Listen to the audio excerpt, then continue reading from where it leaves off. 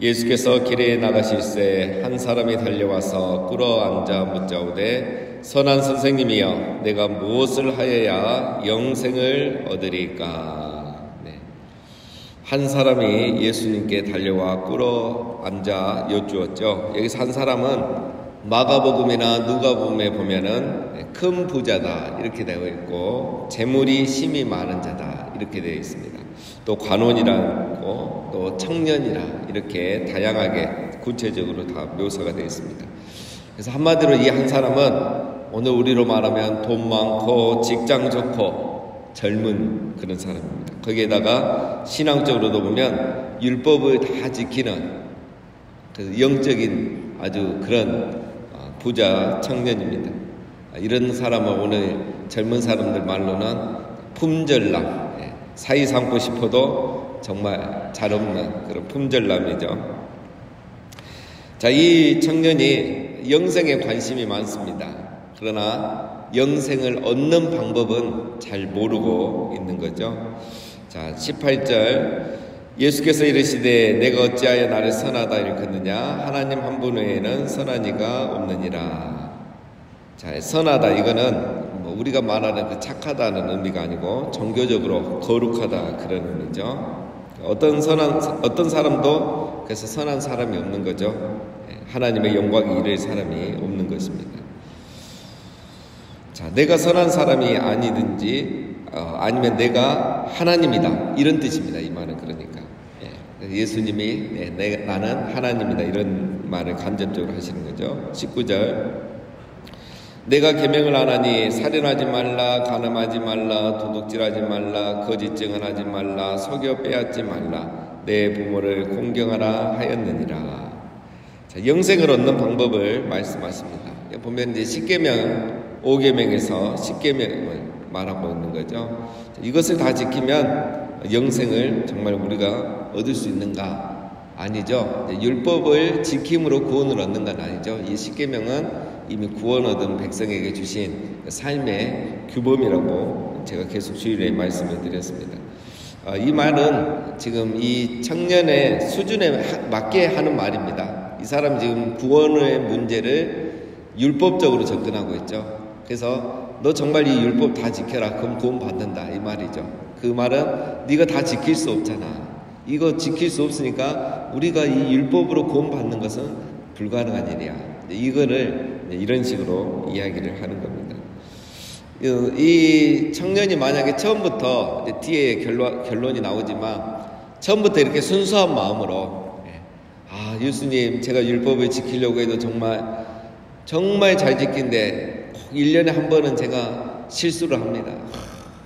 성경에 간음하지 말라 했는데 그래도 하나님 내가 눈으로 음욕을 품으면 예수님 이것도 간음이죠. 어떻게 우리가 해야 구원을 받습니까?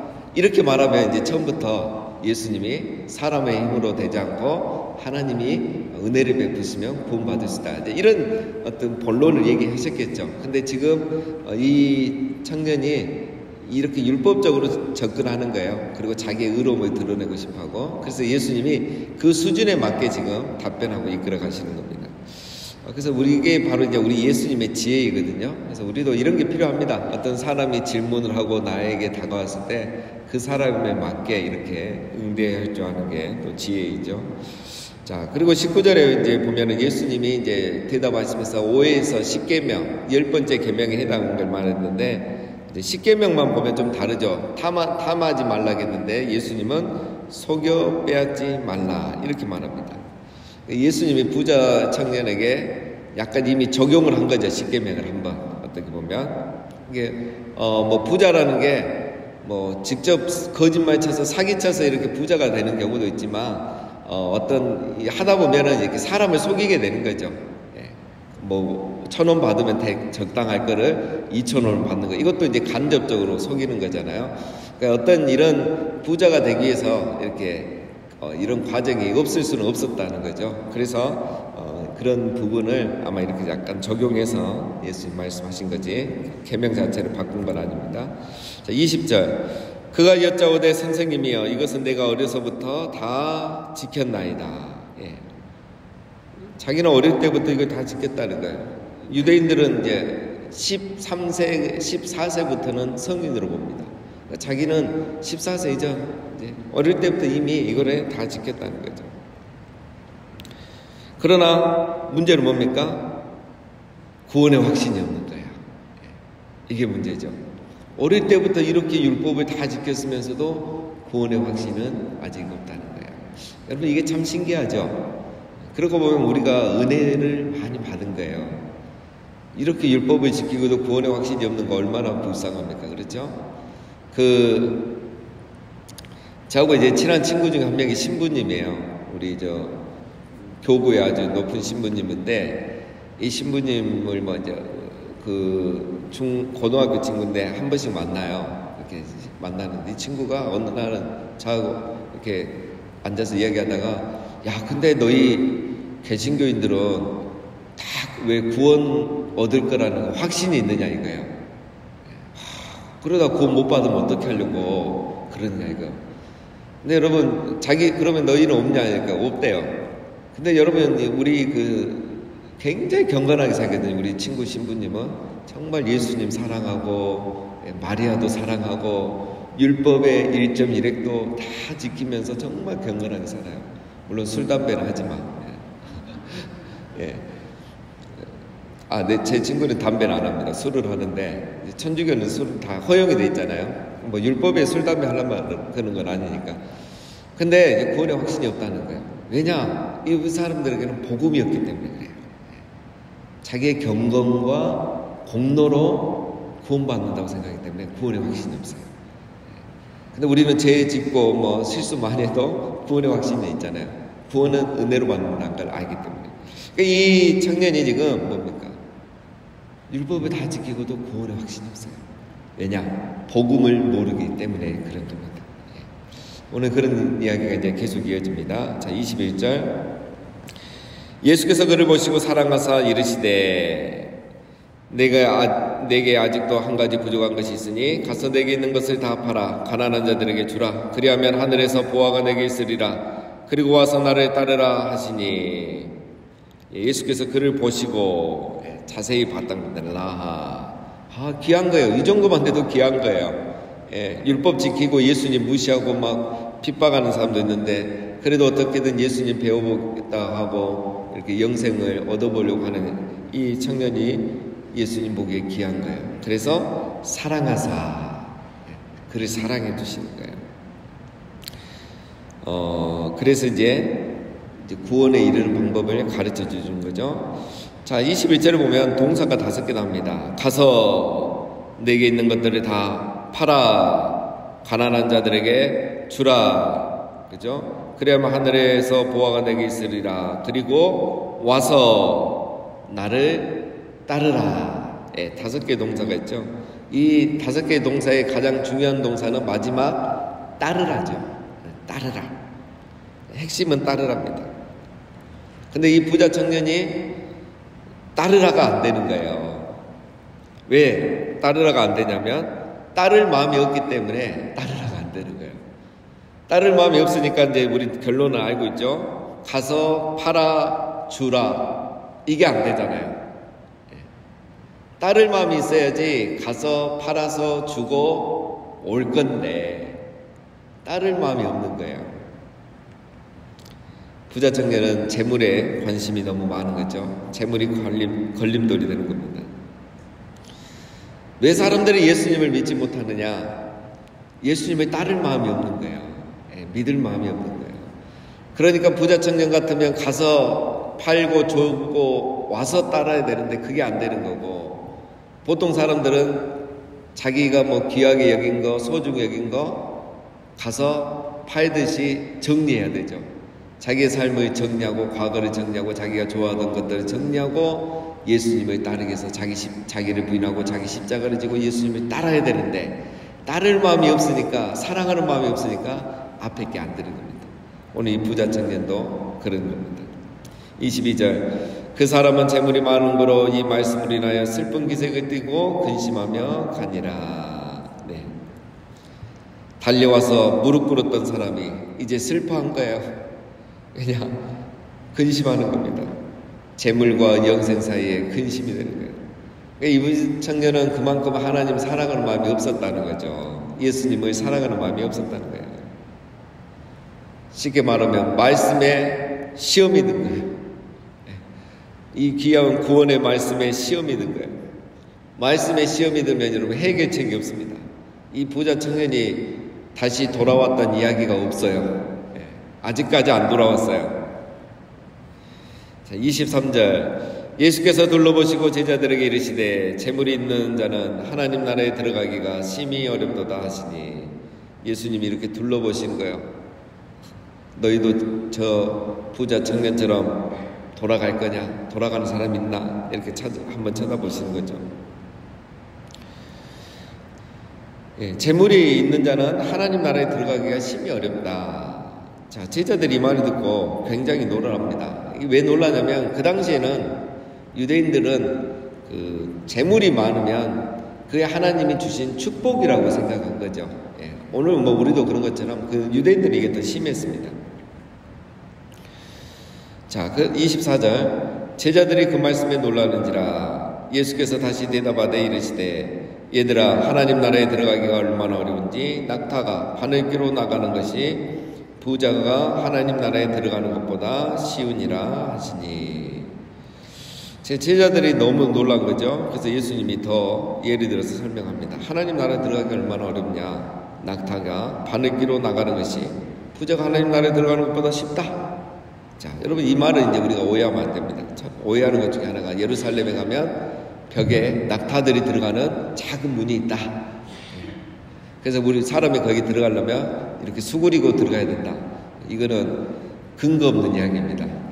예루살렘에 그런 문이 정말 있었는지 확인된 적도 없고 지금은 있지도 않습니다. 자, 낙타가 바늘귀로 들어가는 거 가능성이 여러분 몇 프로입니까? 0%죠. 낙타가 어떻게 들어가겠습니까? 자, 부자가 하나님에 들어가는 거 더 어렵다는 거죠. 그러면 이거는 마이너스 50%, 마이너스 100%라는 거예요. 더 어렵다는 걸 말하는 겁니다. 그러면 누가 하나님 나라에 들어갈 수 있겠습니까? 제자들이 놀라는 거죠. 26절 제자들이 매우 놀라 서로 말하되 그런즉 누가 구원을 얻을 수 있는가 하니, 예수께서 그들을 보시고 이르시되 사람으로는 할 수 없으되 하나님으로는 그렇지 아니하니 하나님으로서는 다 하실 수 있느니라. 제자들이 너무 충격받은 거죠. 그러면 누가 구원받지? 예수님 중요한 말씀을 하시죠. 사람으로는 할 수 없으되 하나님으로는 그렇지 아니하니 하나님으로서는 다 하실 수 있느니라. 하나님은, 이 말은 부자든 가난한 사람이든 누구든 다 택한 자 구원받게 하실 수 있다는 겁니다. 왜? 천국은 하나님의 은혜로 들어가고 선물로 주어지는 거라는 거죠. 우리 사람을 놓고 봤을 때는 부자가 천국에 들어갈 가능성은 0%. 사람이 너무 착하고 그런 사람도 천국에 들어갈 가능성은 0%. 다 0%예요. 그러나 하나님은 하실 수 있다는 거예요. 하나님은 자기가 사랑하는 자, 선택한 자는 구원에 이르게 할 수 있어요. 어떻게? 부자일지라도 하나님이 원하시면 은혜를 베푸시고 성령을 주셔서 예수 그리스도를 주라 시인하게 하고 구원에 이르도록 하실 수 있다는 거예요. 부자에서 구원 못 받는 게 아니고, 이 말은 가난해서 구원 못 받는 게 아니라는 거예요.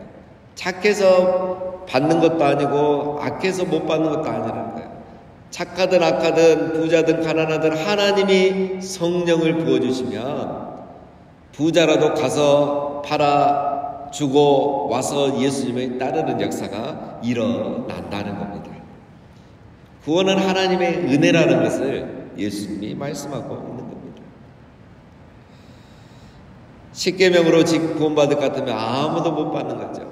산상순으로 구원받으라면 누가 구원받겠습니까? 그러나 하나님이 그렇게 할 수 있는 은혜를 주신다는 겁니다. 여러분, 삭개오는 부자였잖아요. 이 청년보다 더 부자였잖아요. 그러나 예수님이 삭개오를 만나고 삭개오야 오늘 내가 너희 집에 유하여야겠다. 삭개오가 뭐랍니까?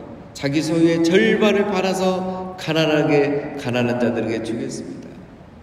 가서 팔아주고 와서 예수님을 따르잖아요. 하나님의 은혜가 임하면 이런 역사가 일어나는 겁니다. 여러분, 세례요한은 그의 아버지가 제사장입니다. 그 당시에 제사장이면 정치와 종교와 모든 권력을 쥐고 정말 부유한 명문가입니다. 오늘 그냥 목회자 집안의 아들이 아니에요. 그러나 세례요한은 모든 것을 버리고 광야로 갔잖아요. 하나님 은혜를 주셨거든요. 그 세례요한은 예수님의 오실 길을 준비하게 된 거예요. 마태도 다 버리고 예수님을 따라갔잖아요. 베드로도 다 버리고 그물과 배를 버리고 예수님을 따라갔잖아요. 하나님의 은혜를 베푸시면 부자도 구원받고 가난한 자도 구원받는 거예요. 그래서 여러분, 팔복의 말씀, 심령이 가난한 자, 부자여도 심령이 가난한 사람이 있고 가난해도 심령이 가난하지 않는 사람이 있어요.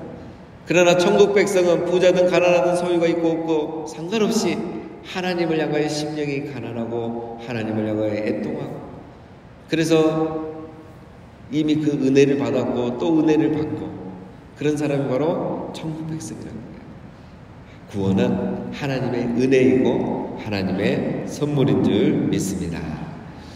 자, 28절 베드로가 또 나섭니다. 베드로가 여자와 이르되 보소서 우리가 모든 것을 버리고 주를 따랐나이다. 이제 앞에 예수님의 말씀을 들으니까 베드로가 기분이 좋아진 거죠. 왜? 나는 그물과 배를 다 버리고 가족을 다 버리고 예수님을 따랐다는 거죠. 근데 여기서 베드로의 말에 실수가 있죠. 어떤 단어가 실수입니까? 우리가 모든 것을 버리고 주를 따랐나이다. 베드로가 버렸으니까 예수님이 버릴 수 있도록 은혜를 주신 거죠. 감동을 주신 거죠. 베드로 자기가 한 게 아니죠. 이건 아직 못 깨닫는 겁니다. 아직도 멀었죠, 베드로가. 그런데 우리가 무엇을 얻으리까? 내가 했다고 생각하니까 무엇을 얻을 수 있을까? 이런 생각을 하는 겁니다. 베드로가 어리석습니다. 예수님이 방금 했던 말은 뭡니까? 하나님을 강조했잖아요. 하나님이 다 하신다. 그러면 적용해야죠. 내가 그물과 배를 버릴 수 있고 이렇게 예수님을 따를 수 있었던 건 하나님 내게 은혜를 주셨구나. 이렇게 나와야 되는데 우리가 나옵니다. 우리가 했으니까 이제 보상을 어떻게 받을 수 있냐 이 이야기죠. 29절입니다. 예수께서 이르시되 내가 진실로 너희에게 이르노니 나와 복음을 위하여 집이나 형제나 자매나 어머니나 아버지나 자식이나 전토를 벌인 자는 현세에 있어 집과 형제와 자매와 어머니와 자식과 전토를 100배나 받되 박해를 겸하여 받고 내세의 영생을 받지 못할 자가 없느니라. 나와 복음을 위하여, 그렇죠? 사명 감당하기 위해서, 사명 때문에, 예수님 때문에 이런 권리를 포기했을 때 이 땅에서 100배를 받는다. 그리고 박해도 받는다. 그 다음에 내세에서 영생은 당연히 받는다는 거죠. 맞습니다, 여러분. 이거는 우리 아브라함을 보면 모든 것을 버리고 하나님을 따랐을 때 하나님이 아들도 주고 땅도 주고 많은 종들도 주고 그리고 물질적인 축복도 받고 믿음의 조상이 되는 영적인 축복도 받고 다 받았죠. 이 땅에서 100배를 받아요. 자, 그래서 박해도 받고 이제 내세 영생도 받고 한다는 거죠. 그러니까 하나님이 우리를 불렀을 때는 이런 영혼이 잘된 같이 범사가 잘되고 강건하는 이 축복이 다 있다는 겁니다. 자, 마지막 31절. 그러나 먼저 된 자로서 나중되고 나중된 자로서 먼저 될 자가 많으니라. 여기서 먼저 된 자, 오늘 본문을 가지고만 적용하면 누구겠습니까? 부자 청년이죠. 이 부자 청년은 먼저 된 자입니다. 어떤 면에서 하나님의 축복을 많이 받았잖아요. 왜냐하면 일단 경건한 신앙이 있고 그 다음에 또 이런 어떤 물질의 축복 타고났는지 자기 노력인지 모르겠지만 어쨌든 이런 복을 받았습니다. 그러나 나중된 자가 됐죠. 왜? 하나님 나라를 누리지 못한 거예요. 근데 제자들은 가난한 사람이 많고 못 배운 사람이 많고 죄인도 있잖아요. 이런 사람 사회의 소외계층이었거든요. 그런데 이들이 예수님의 은혜를 입고 예수님의 제자가 됐잖아요. 하나님 나라를 먼저 누린 거예요. 먼저 된 자가 된 겁니다. 이런 일들이 계속 일어난다는 거예요. 자, 여러분, 참된 축복은 뭡니까? 하나님 나라를 누리는 것이 축복이죠. 오늘 제자들이 진정한 축복을 받은 겁니다. 제자들은 왜 이런 은혜를 받았느냐? 오늘 말씀은 사실 앞에 본문하고 어제 본문하고 이어집니다. 15절에 보면 내가 진실로 너희에게 이르노니 누구든지 하나님의 나라를 어린아이와 같이 받들지 않는 자는 결단코 그곳에 들어가지 못하리라. 어린아이와 같이 받들지 않으면 하나님 나라에 들어갈 수 없다. 이거는 뭡니까, 여러분? 어린아이는 아버지에 대한 의존성이 100%죠. 모든 걸 부모를 의지하죠. 바로 그런 믿음을 말하는 겁니다. 이런 믿음을 가진 자들이 하나님 나라를 누릴 수 있고 또 나중에 하나님 나라에 들어갈 수 있다는 거죠. 이 은혜를 지금 제자들이 받은 겁니다. 그걸 이야기하고 있는 겁니다. 이런 믿음이 있기 때문에 여러분 우리가 새벽 기도에도 나오고 금요 기도에도 나오는 겁니다. 왜? 우리는 하나님 아버지만 의존하고 있기 때문에 어린아이와 같은 마음으로 하나님 앞에 있기 때문에 그렇습니다. 여러분 우리가 살아가면서 부자냐 가난하냐 소유가 많냐 적으냐 이건 중요한 것이 아닙니다. 가난해도 하나님 의지하지 않는 사람이 있고 부자여도 정말 하나님 의지하면서 아실 게 없는데도 하나님 의지하고 어린아이 같은 마음으로 기도하는 분들이 있습니다. 말씀드린 것처럼 가난해도 심령이 부유한 사람이 있고 부자여도 심령이 가난한 사람이 있는 겁니다. 누가 복이 있는 사람입니까? 심령이 가난한 사람이에요. 누가 복 있는 사람입니까? 자기의 소유의 많고 적음과 능력이 있고 없고 권세가 있고 없고의 차이가 아니라 하나님을 어린아이처럼 하나님 아버지를 의존하는 사람이 복이 있는 사람인 겁니다. 그 사람들이 바로 구원받은 천국 백성이라는 사실입니다. 오늘도 우리가 이런 은혜를 받고 이 자리에 나왔음을 기억하시고 어린아이와 같은 마음으로 또 심령이 가난한 천국 백성으로 오늘 하루 살아가시는 우리 모두가 다 되시기를 주님의 이름으로 축원드립니다.